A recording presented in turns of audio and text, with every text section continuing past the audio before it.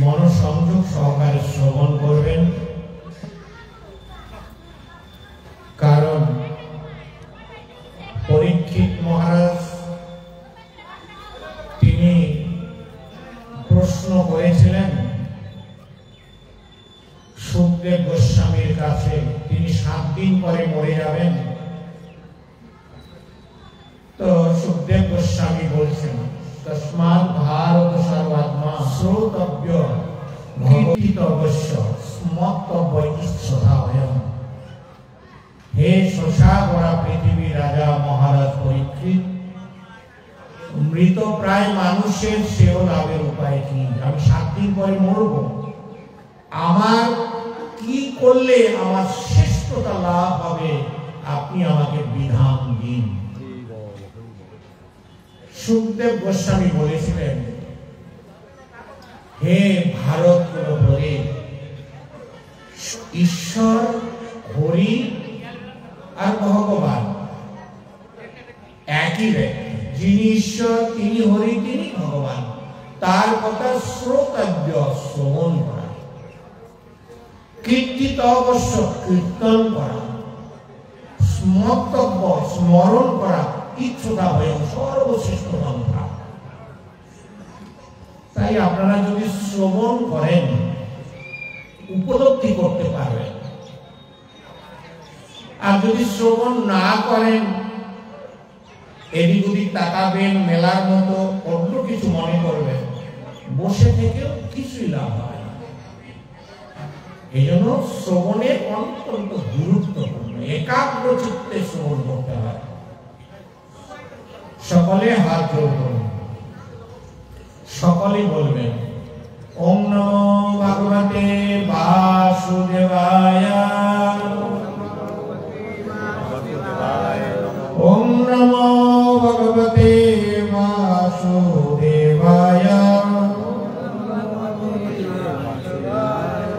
ওম নমো ভগবতে বাসুদেবায়। নারায়ণং নমস্কৃত্যং নরং চৈব নরোত্তমং দেবীং সরস্বতীং ব্যাসং ততো জয়মুদীরয়ে।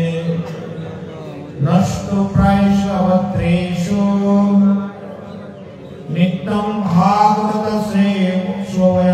সেবয়া ভাগবতে উত্তম শ্লোকে ভক্তির্ভবতি নৈষ্ঠিতি। মুখং করতি বাচালং ভক্তি কৃপাতম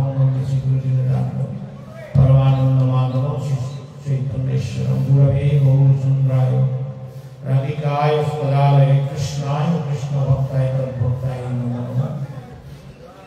অজানুলম্বিত ভুজৌ কনকাবদাত সংকীর্তনৈকপিতরো কমলাকটাক্ষ বিশম্বর দ্বিজবরোদ্ভব ধর্ম পালো কন্দে জগৎপ্রিয় করুণাবতীর্ণ করো।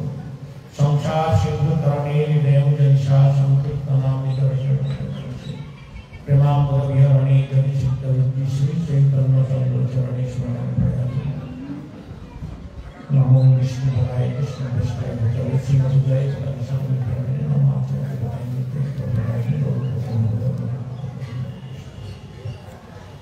कृष्णाय वासुदेवाय हरे परमात्मने पूर्णबोधेश्वराय गोविंदाय। तो आज থেকে ৫,৫০০ বছর আগে দাপর যুগে ভগবান শ্রীকৃষ্ণ সমস্ত বেদের সার শ্রীমদ্ ভাগবত গীতা দান করেছিলেন কুরুক্ষেত্রের রণাঙ্গনে।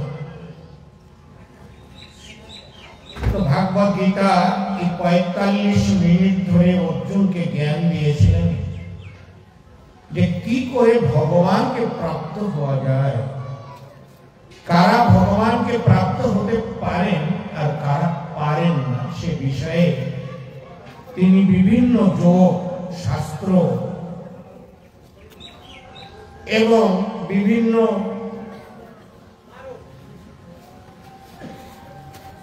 তিনি সাধনের মাধ্যমে আমরা কি করে পালন করব সেটা আমরা কি করব জানব। তাই ভগবান জানিয়েছিলেন কি করে ভগবানকে জানতে হয়, ভগবানকে প্রাপ্ত হওয়া যায়। আপনারা সকলে বসুন, যা প্রণামী দিবেন পরে দিবেন, কথা শোনা বেশি লাভ। সব থেকে গুরুত্বপূর্ণ হচ্ছে কথা শোনা। তাই ভাগবত গীতায় 7ম অধ্যায় 25 শ্লোকে ভগবান তিনি অর্জুনকে বললেন, প্রথমে তিনি বিষাদগ্রস্ত হয়েছিলেন অর্জুনকে সাংখ্য যোগের দ্বারা তাকে দেহ, আত্মা, পরমাত্মা কি সে বিষয়ে জ্ঞান দিলেন। আত্মার কখনো মৃত্যু হয় না, সাংখ্য যোগের মাধ্যমে। তৃতীয় অধ্যায় কর্মযোগে ভগবান বললেন কোন কর্ম বন্ধনের কারণ, কোন কর্ম মুক্তির কারণ, কি কর্ম করলে আপনি নরকে যাবেন, কোন কর্ম করলে আপনি মুক্ত হবেন, এবং কোন কর্ম করলে স্বর্গে যাবেন, স্বর্গ অস্থায়ী। তিনি বললেন তৃতীয় অধ্যায় যজ্ঞাত্মা কর্মন্নত্র লোকয়ং কর্মবন্ধন তদর্থম কর্ম কুন্তে মুক্ত সমাচার। জ্ঞান যোগের মাধ্যমে তিনি বললেন জ্ঞান লাভ করতে হয়। কার কাছে জ্ঞান লাভ করবেন? ভগবান বলছেন ইবং বিবস্বতে যোগং প্রত্যবায়ন অব্যয়ম। এই জ্ঞান আমি বিবস্বান সূর্যকে দিয়েছিলাম আদিতে। তাই যোগ নষ্ট হয়ে গিয়েছে কালের প্রভাবে, তাই হে অর্জুন তোমাকে পুনরায় আমি এই জ্ঞান দিচ্ছি। এবং পরম্পরা প্রাপ্ত রাজস্ব বিদুষ কালেন মহতা যোগ নষ্ট পরন্তপ। এই যোগ নষ্ট হয়ে গেছে কালের প্রভাবে, পুনরায় তোমাকে আমি এই যোগ দান করছি। ভগবান 7, 8, 9, 10 শ্লোকে তিনি ক্লিয়ার করে বললেন যুগে যুগে অবতীর্ণ হয়ে 3টা কাজ করার জন্য। প্রথম ভগবানের কাজ কি? পরিত্রাণায়ং সাধুনাং, সাধুকে পরিত্রাণ করা।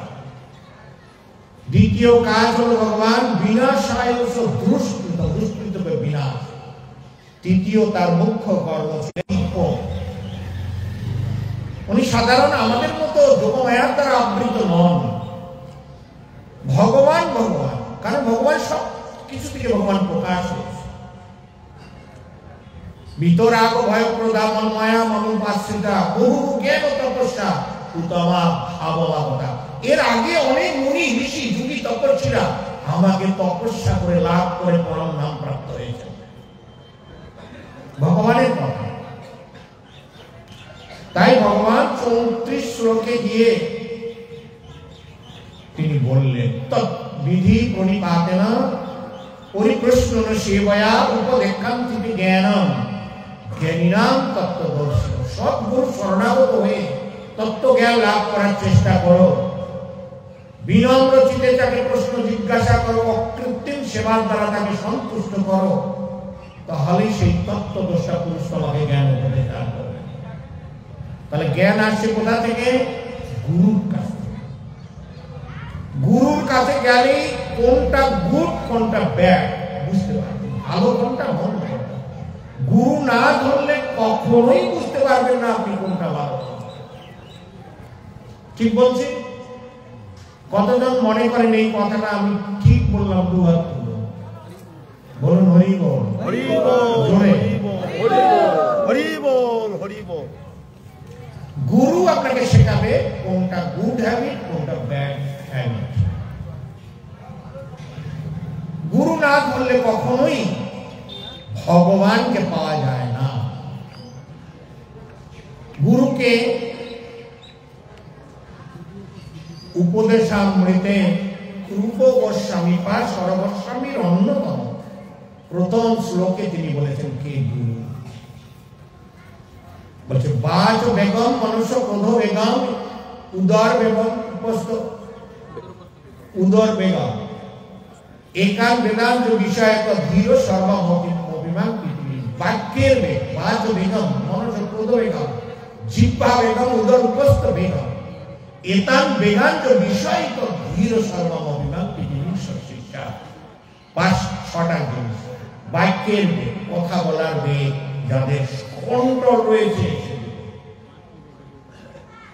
বাক্যের বেগ, মনের বেগ, যার মন কন্ট্রোল। অর্জুন বলছে আমার মন চঞ্চল, চঞ্চল ওই মনকৃষ্ণ প্রবাহী বরভদ্রম। আমি বায়ুকে রোধ করতে পারি, বায়ুর এবং সুস্করণ, কিন্তু মনকে রোধ করতে পারছি না।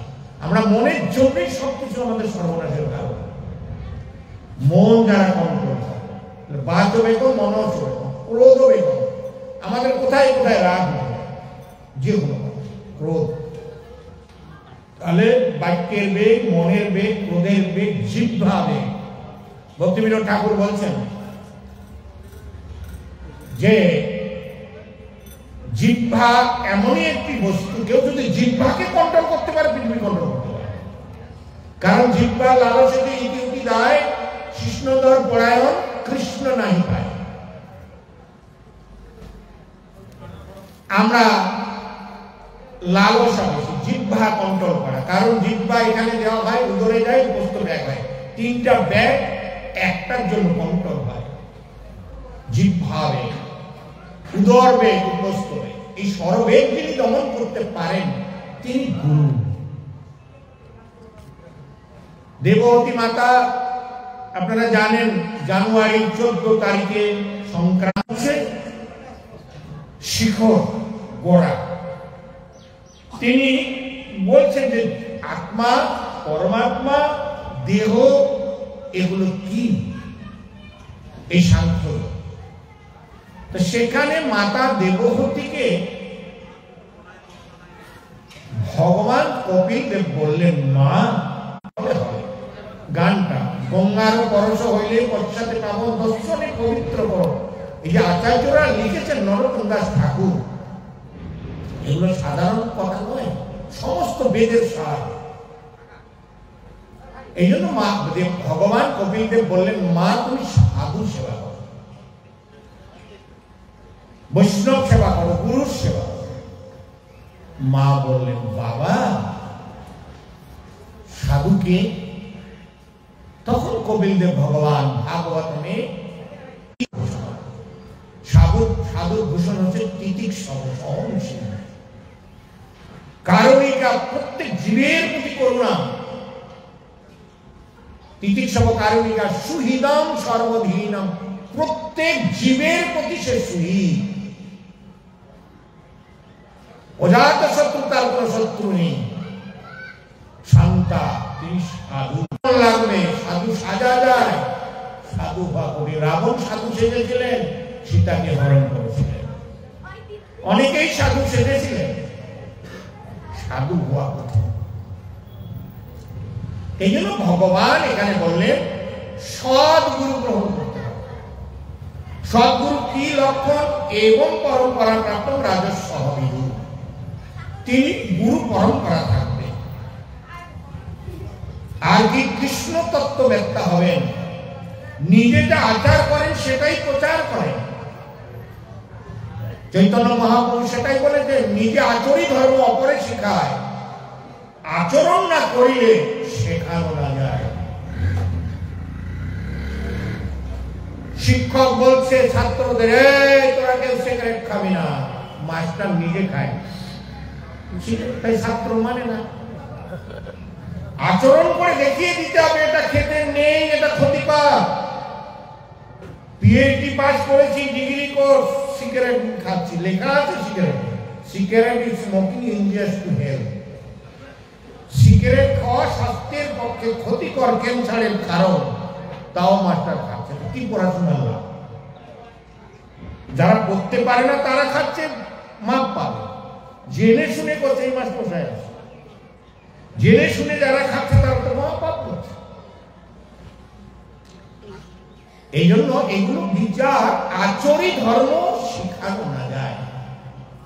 তিনি নিজে আচরণ করে জগৎকে শিক্ষা দিলেন, এটাই হচ্ছে ধর্ম। জ্ঞান যোগে তিনি এই উপদেশ করলেন। তারপরে তিনি কর্ম সন্ন্যাস যোগে ভগবানকে বললেন, ভগবান অর্জুনকে বললেন, ও তুমি শান্তি লাভ করতে চাচ্ছ এইসব তোমার আত্মীয় স্বজন থেকে? শান্তি শান্তি সূত্রটাও তিনি বললেন। ভক্তানাম যজ্ঞ তপস্যাম সর্বলোকমহেশ্বরম সুহৃদম জ্ঞাতাম শান্তি। তিনটা পন্থা শান্তি লাভ, সমস্ত কিছুর ভোক্তা ভগবান, এটা যারা মনে করবে সমস্ত জীবের সহিত ভগবান। আগে ভক্তানাম যজ্ঞ তপস্যাম সর্বলোকমহেশ্বরম সুহৃদম জ্ঞাতাম শান্তি। তিনি প্রত্যেকের সহিত এবং সমস্ত যজ্ঞের যিনি মালিক, তিনি হচ্ছে শান্তি লাভ করতে পারেন। বুঝা গেল? তাহলে কৃষ্ণই সবকিছুর আধার। তারপরে অভ্যাস যোগে ভগবানকে বলছেন, অর্জুনকে বলছেন তুমি যোগী হও। যোগী হতে গেলে কি করতে হবে? আহার কন্ট্রোল করতে হবে, পরিমিত বিহার, যুক্ত আহার, বিহারস্য যুক্ত স্বপ্ন বোধস্য। তখন বলছে যোগী কেমন নেই? অর্জুন কোশ্চেন করছে। তখন ভগবান বললেন যোগিনাম অপি সর্বেষাং মদ্গতে অন্তরাত্মনা শ্রদ্ধাবান ভজতে যোগ। যোগিনাম অপি সর্বেষাং মদ্গতে অন্তরাত্মনা, যিনি যা কিছু করুক অন্তরাত্মায় সবসময় আমার কথা চিন্তা করে সেই যে যোগী। হরে কৃষ্ণ কৃষ্ণ কৃষ্ণ হরে হরে, হরে রাম রাম রাম। তাই ভগবান চৈতন্য মহাপ্রভু বলছেন কীর্তনীয় সদা হরি। তিনি যারা সবসময় হরিনাম করেন। এবার বিজ্ঞান যুগে এসে ভগবান বলছেন হে অর্জুন, তুমি আমার আশ্রয় গ্রহণ করো, মদ আশ্রয় করো। এটাই হচ্ছে আমাদের এই আশ্রয়। আমার আশ্রয় করলেও অনেক মানুষ করে আশ্রয় কিন্তু আমাকে জানতে পারে না। বহুনাম জন্ম নাম আনতে জ্ঞানবান মাম প্রপদ্যন্তে বাসুদেব সর্বমিতি সব মহাত্মা শুরু। বহু জন্মের পরে কেউ আমাকে তত্ত্ব বহু না। মনুষ্য নাম সহস্রেষু করছি যতটি সিদ্ধয়ে যতদাম আমি সিদ্ধানাম করছি মাম ব্যতীত। হাজার হাজার মানুষের মধ্যে কেউ একজন আমাকে জানার জন্য উদ্বিগ্ন হয়। এরকম হাজার হাজার উদ্বিগ্নের মধ্যে তত্ত্বভাবে একজনই জানতে পারে। তাই ভগবান এই শ্লোকে বলছেন, 25 শ্লোকে সকলে উচ্চারণ করবেন। নাহং প্রকাশ সর্বস্ব যোগমায়া সমাবৃতম মূঢ়োऽহং ন বিজানাতি লোকো মাম অব্যয়ম মোরকোণম যম অব্যয়ম। গীতার গান। উপরোক্ত মূঢ় লোক নাহি দেখে মরে, আমি যে অব্যয় আত্মা অজয় অমরে। ভগবান এখানে বলছেন আমাকে কেউ জানতে পারে না। সকলে বলুন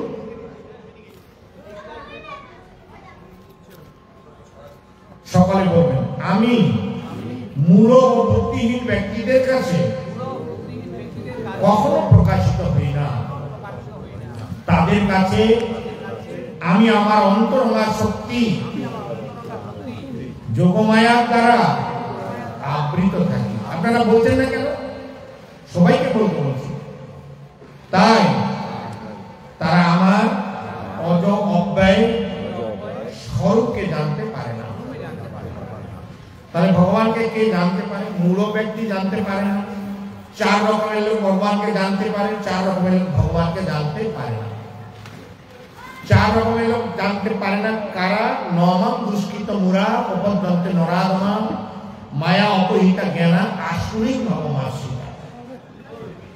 বলছে নমম দুষ্কৃত মুরা, মূঢ় ব্যক্তি আমাকে জানতে পারে না। এখানে বলছে মূঢ়। মায়া অপহিতা জ্ঞানা আসুরি ভগবাসিতা। আর এখানে বলছে বুদ্ধিহীন ব্যক্তি। বুদ্ধিহীন মানে এই 3টা গুণই তার। কোন বুদ্ধি কাজ করে না, শুধু একটাই বুদ্ধি কাজ করে, কি করে ভালো করে খাবো, ঘুমাবো আর ইন্দ্রিয় তৃপ্তি করবো। আহার নিদ্রা ভয় মৈথুন সামান্য মেয়াদ পশুভি নরা নাম।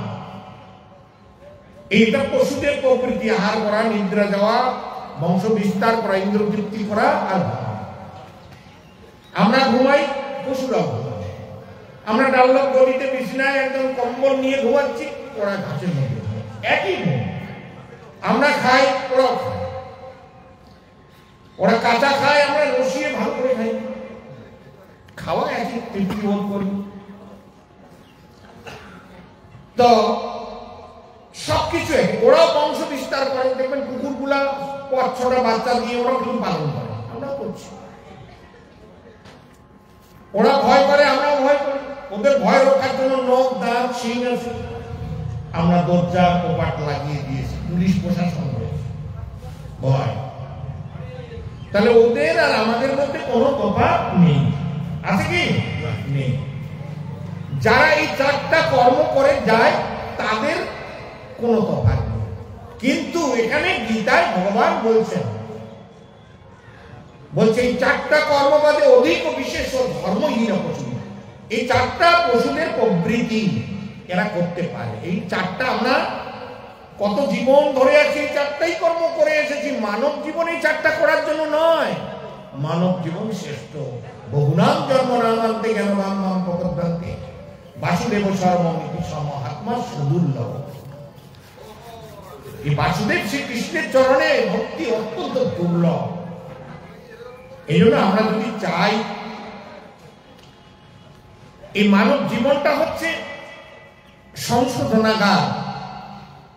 84 লক্ষ 80 লক্ষ জীব ভাগ্যের উপর নির্ভর করে থাকে। যা ভগবান যা করে, ওরা যা খাবার দিয়েছে, শুকর, বাঘ, হরিণ, কুকুর, শিগাল, ওরা ওইভাবে ভগবানের উপরে ভাগ্যকে ছেড়ে দিয়ে ওর যা করে করে। কোথায় তার মৃত্যু, কোথায় কিছু বুঝে না, আর ওদের পাপ নেই।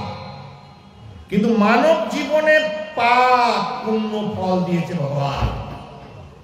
কোনটা করলে পাপ কর্ম, কোনটা করলে পুণ্য কর্ম,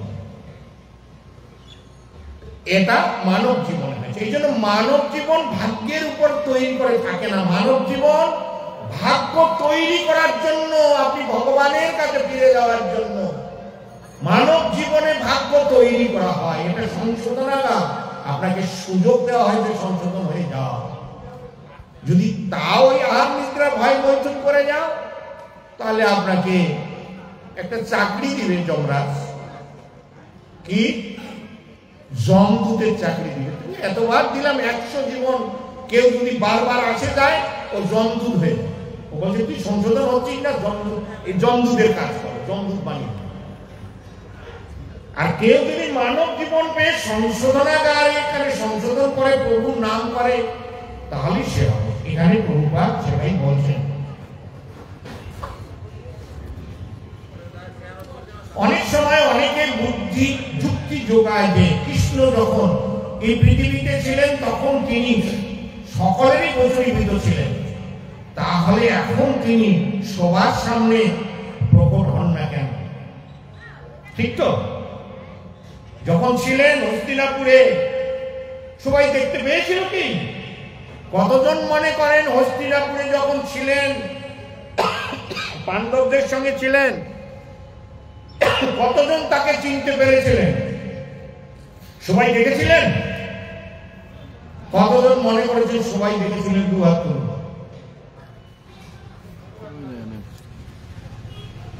কেউ নেই? কতজন মনে করেন মুসলিমে কয়েকজন দেখেছিলেন, বাকি কেউ তাকে দেখতে নাই? 2 হাত তুলুন। কোনটাতে ভোট নেই। অবস্থা খারাপ। আমার বাংলা ভাষা বুঝতে পারছেন? আমি যে বলছি বুঝতে পারছেন? মাতাজিরা হাত তুলুন তো। মাতাজিরা সবাই হাত তুলুন। বলুন হরি বল, হরি বল, জোরে হরি বল, আর জোরে হরি বল, হরি বল, হরি বল। আপনারা যদি চুপচাপ করে তামসা দেখার মতো প্রভু বক বক করে যাচ্ছে, আমি এরকম থাকবো, হবে না। আমরা আপনাদের কল্যাণ করতে, আপনারা যদি না বুঝেন এত সুন্দর কথা, তো বিপদ। আপনি বিপদে পড়বেন, আমরা বিপদে পড়বো না। আর ভগবান দেখছে এই সাধু এখানে এসে কথা বলছেন, আপনারা যদি না শোনেন তাহলে বিপদ। এই জন্য সবাই দেখতে পারেনি। মুসলিমে কয়েকজন শিশুপাল সেখানে ছিলেন, রাষ্ট্রযজ্ঞে শিশুপালও বুঝতে পারেনি ভগবান। পতুনা, ভোগাসুর, ভোগাসুর কত লীলা ভগবানের, ওরাও সব ভগবানকে জানতে পারে। ভগবানকে জানার রাস্তা, এই জন্য ভগবান বলছেন নাহম প্রকাশ সর্বাত্মা যোগ মায়া সমাবৃত মূঢ় নাভি জানাতি, মূঢ়রা আমাকে জানতে পারে। ভগবানকে জানার পন্থা রয়েছে। আপনারা কতজন জানেন দুধ থেকে ঘি হয়? কতজন? সবাই জানেন? তো দুধ থেকে আপনা আপনি ঘি হবে না কি করে হয়? হ্যাঁ, মাখন তৈরি করে প্রসেস, দুধ থেকে দই, দই থেকে মাখন, মাখন মন্থন করে মাখন তৈরি করে মাখনটা জান দিলে ঘি হয়। বুঝলেন? একজন রাজা বলছেন মন্ত্রী খুব বুদ্ধিমান ছিল। তো মন্ত্রী এতই বুদ্ধিমান, যা কিছু বলে ভগবান। তো মন্ত্রীকে বলছেন, হে মন্ত্রী, তুমি ভগবান হওয়ার করো, আর তোমাদের এই মঠ মন্দিরে এত এত ঘি চলে, এত এত কি করে, তোমাদের ভগবান কি আছে? মন্ত্রী বলছে, হ্যাঁ প্রভু আছে। তো তোমার ভগবানকে কি দেখাতে পারবে? বলছে হ্যাঁ। তার ঠিক আছে, তোমাকে আমি 7 দিন সময় দিচ্ছি। তোমার ভগবান যদি থেকে থাকে, আমি রাজ সিংহাসনে বসে আছি, আমাকে গদিচ্যুত করো। আর সত্যি যদি তোমাদের ভগবান থাকে তাহলে আমাকে দেখাও। 7 দিন দিয়েছে, বলছে তোমার মন্ত্রিত্ব যদি তুমি এটা উত্তর দিতে পারো 7 দিন পরে সমস্ত মন্দির তোমাদের বানিয়ে দেবে। বাস্তব ঘটনা, দিল্লিতে হয়েছে। আর যদি তুমি দেখাতে না পারো, আমাকে গদিচ্যুত করতে না পারো, তাহলে তোমার মৃত্যুদণ্ড হবে, আর সব মন্দির, হিন্দু মন্দির ভেঙে দেবে। মন্ত্রী বিপদে পড়ে গেলেন, খাওয়া দাওয়া নাই, কিছু নাই, দিন রাত 24 ঘন্টা প্রভুকে ডাকছে। কি হবে? আমার জীবন যাক, কিন্তু এই মন্দির ভেঙে দিবে, এটা কেউ চায়? দিন রাত খাইয়ে না দেখে জব করছে, প্রভুকে ডাকছে। একদিন একটা মাঠে নদীর পাড়ে ঘুরছে, 5 দিন কেটে গেল, উপায় খুঁজে পাচ্ছে না, কি করি কি করি। তো উনি নদীর ধারে হতাশ হয়ে হরিনাম জপ করছেন, প্রভুকে আকুল ভাবে ডাকছেন। একটা বালক রূপে এসেছে। বলছে, মন্ত্রী তুমি কি চিন্তা করছো? বলছে, দাদা তুমি খেলা করো, তুমি বাচ্চা মানুষ, আমাকে চিন্তা করতে দাও। বলছে, আমি জানি। বলছে, কি জানো? বলছে, রাজা তোমাকে প্রশ্ন করেছে, তার উত্তর খুঁজে পাচ্ছ না। মন্ত্রী বলছে, এ জানবো কি করে? নিশ্চয়ই এই কাল পাঠিয়েছে। ঠিক আছে। বলছে, তুমি উত্তর দিতে পারো? বলছে, আমি ছাড়া কেউ পৃথিবীতে উত্তর দিতে পারবে না, তুমি ব্যবস্থা করো, ওই দিন আমি যাব। আর শোনো, আমার কাজ, সবাই বলবে, আমার জন্য একটা রাস্তা রাখবে, আমি একাই যাব উত্তর দিতে, আমি ঠিক সময় মতো যাবো, তুমি চিন্তা করো না।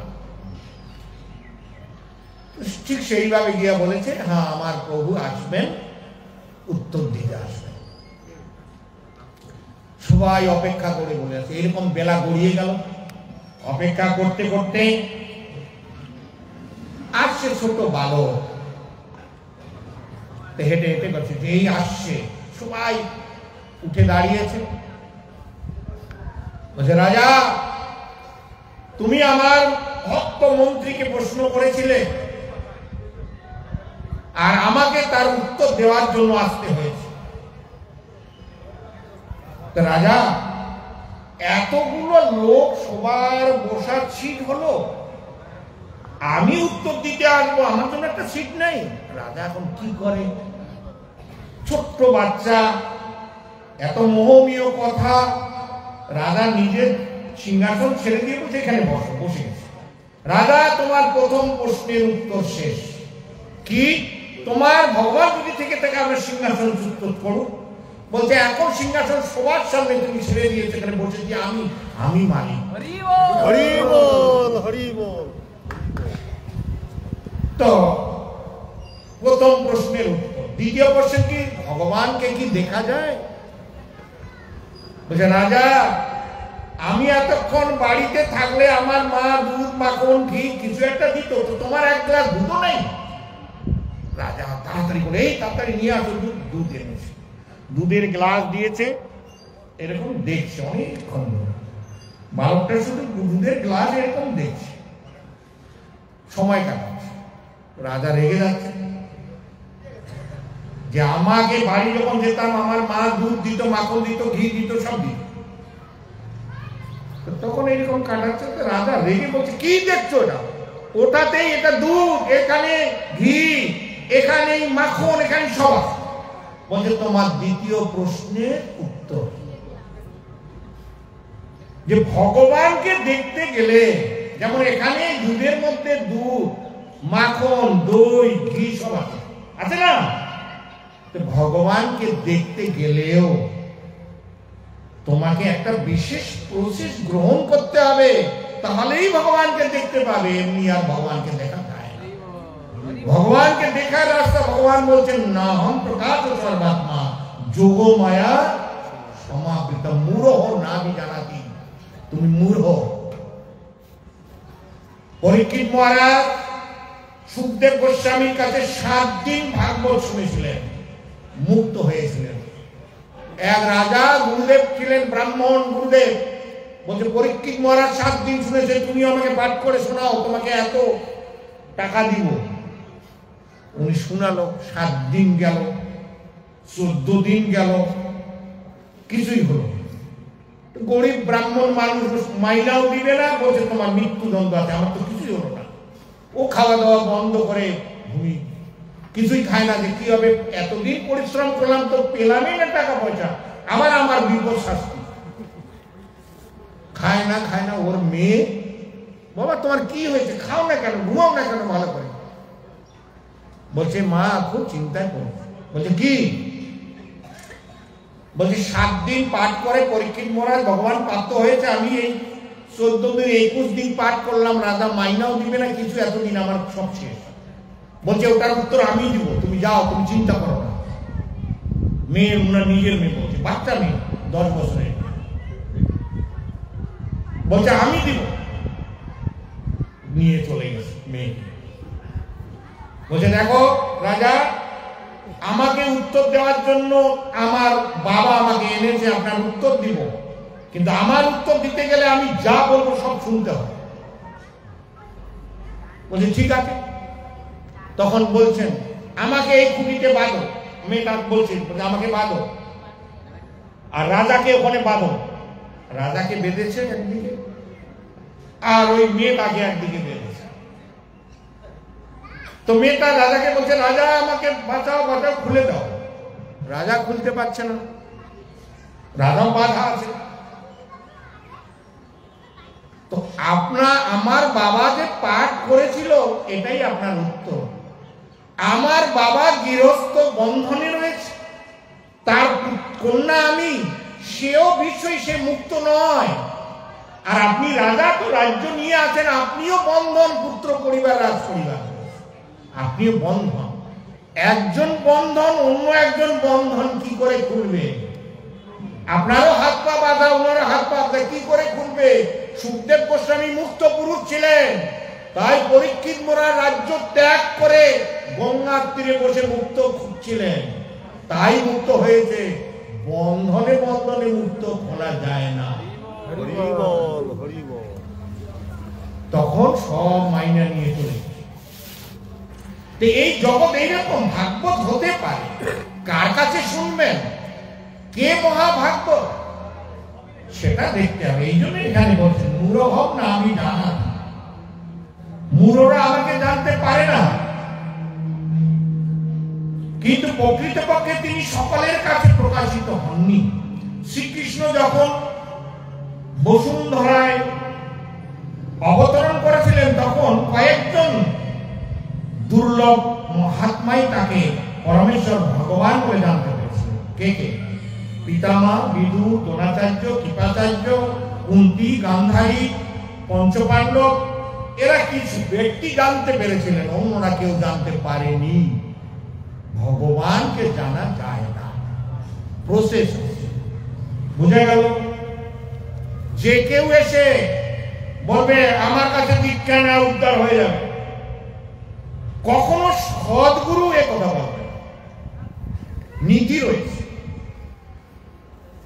কান ফুকে দিলে দীক্ষা হয় না, সংস্কার প্রয়োজন আছে। চৈতন্য মহাপ্রভু সেটাই বলছেন, মহৎ কৃপা বিনা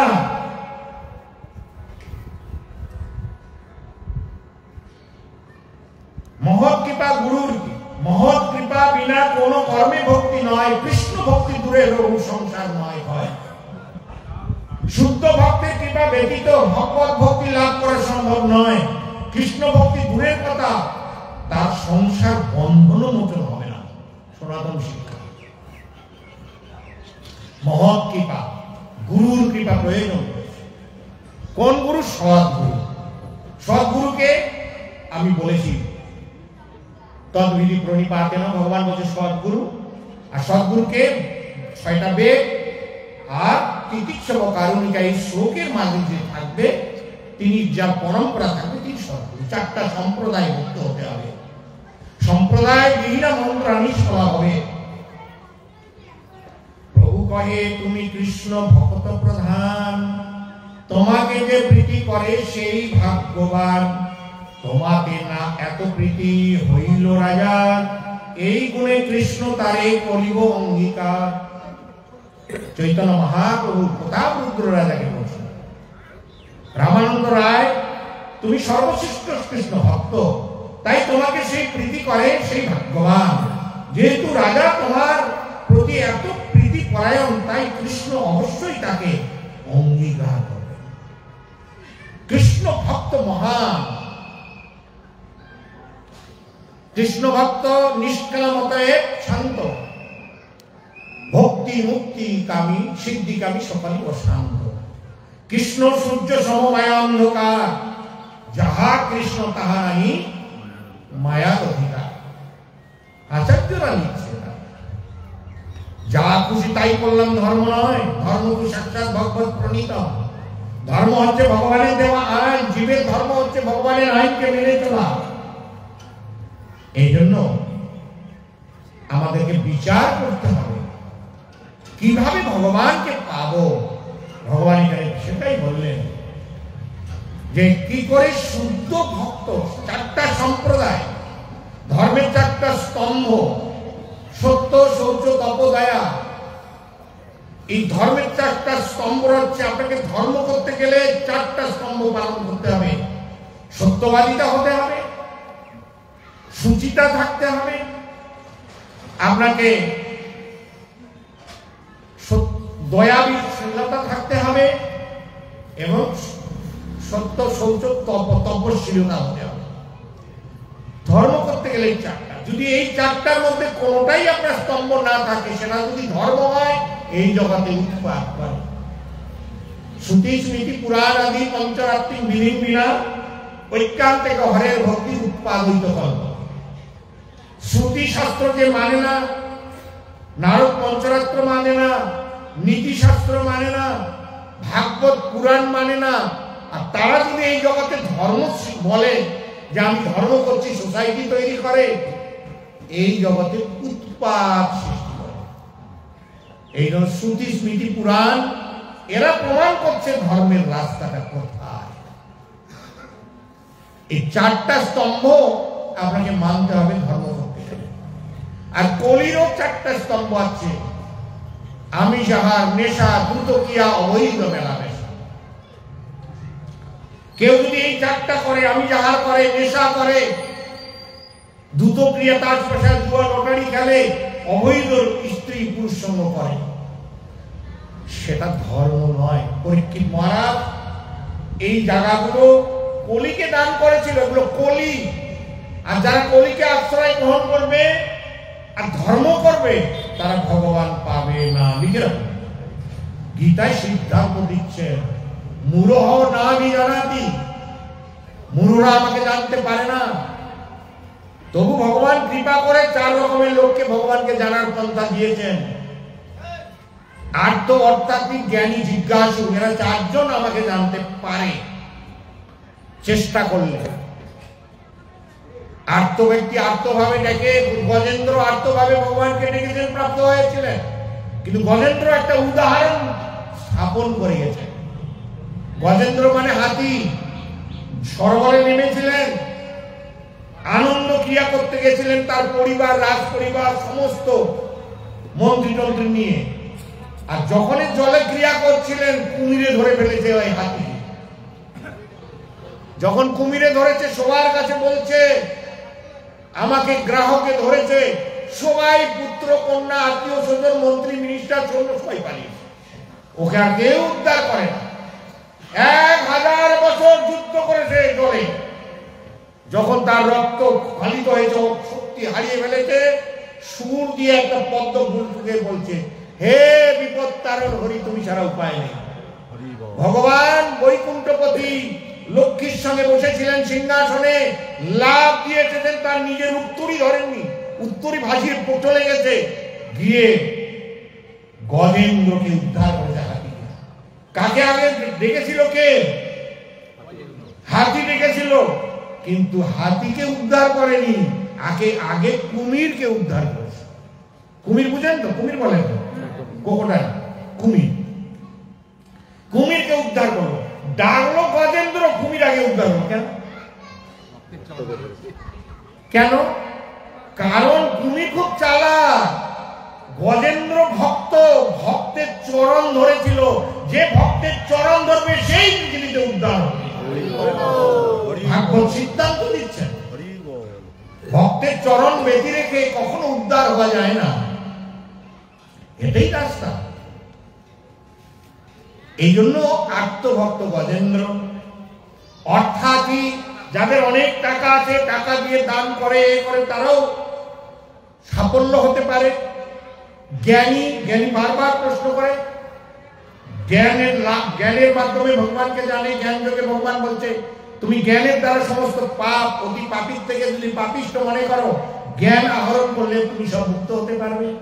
জ্ঞানের দ্বারা, প্রকৃত জ্ঞানের দ্বারা কর্ম দহন করা যায়। ভগবান বলছে আমার প্রতি জ্ঞান, আমার প্রতি ভক্তি প্রজ্বলিত অগ্নির মতো যা দিবে দাহিকা শক্তি হবে জ্ঞানের মাধ্যমে। আর জিজ্ঞাসু, যারা প্রশ্ন জিজ্ঞাসা করে, জিজ্ঞাসু সেও উত্তম। অর্জুনের 16খানা কোশ্চেন গীতাতে আছে, 16টা কোশ্চেনের উত্তর ভগবান বলছে। এই জন্য ভক্ত ব্যক্তি রেখে ভগবানের কৃপা পাওয়া যাবে না। আদর্শ ভক্তকে গ্রহণ করতে হবে, শুদ্ধ ভক্তকে গ্রহণ করতে হবে, যারা মুক্ত, যারা বন্ধন নেই। এই জন্য আপনি কার অ্যাসোসিয়েশন করবেন এটা আপনার উপরে ডিপেন্ড করবে। আপনি কার সঙ্গ করছেন। মাতালের সঙ্গ করলে আপনি মদ ধরবেন, কোনো চিন্তা নাই। গাঁজার সঙ্গ করলে গাঁজা খাবেন, পাপীর সঙ্গ করলে আপনিও পাপী হবেন। অ্যাসোসিয়েশন বিরাট গুরুত্ব এই জগতে, সঙ্গ। এই জন্য কার সঙ্গ করবেন সেটার উপর নির্ভর করবে আপনার। ভগবান এই মানব জাতিকে বলছে তটস্থা শক্তি, 3টা শক্তি এই জগতে কাজ করে। অন্তরঙ্গা শক্তি ভগবান অবতীর্ণ হন, বহিরঙ্গা শক্তি এই দুর্গা দেবী এই পৃথিবী পরিচালনা করেন, গেটে প্রহরী রয়েছেন। আর জীব আমরা হচ্ছি তটস্থা শক্তি। তটস্থা শক্তি মানে নদী, উপরে স্থল, নিচে জল, মাঝখানে রেখা, তটরেখা। ইচ্ছা করলে আপনি ভগবানের কাছে যেতে চান, ইচ্ছা করলে আপনি নরকেও যেতে চান। ভোগের ভোগ বিলাসে ভাসিয়ে দিলে নরকে যাবে। ভগবান এগুলো বিশ্বাস। এই জন্য চৈতন্য মহাপ্রভু বলছেন ভক্ত পদ ধুলি আর ভক্ত পদ জপ, ভক্ত ভুক্ত অবশেষ 3 মহাবর। এই 3 সেবা হইতে কৃষ্ণ প্রেম হয়, পুনঃ পুনঃ সর্বশাস্ত্রে ফুকাইয়া কয়। এই 3 হইতে ভগবানকে পাওয়া যায় এবং এটা সর্বশাস্ত্রের সার। তবে বারবার কহি শুনো ভক্তগণ, বিশ্বাস করিয়া এ 3 সেবন। 3 হইতে কৃষ্ণ নাম প্রেমের উল্লাস, কৃষ্ণের প্রসাদ তাতে সাক্ষী কালিদাস। কালিদাস সকলের এই জন্য কোন ভক্ত সংগ্রহ করবেন সেগুলো আমি প্রথমে বলে দিলাম, সাধুর লক্ষণ, সদ্গুরুর লক্ষণ। এই যে সাধু এবং সদ্গুরু কিভাবে পাওয়া যাবে?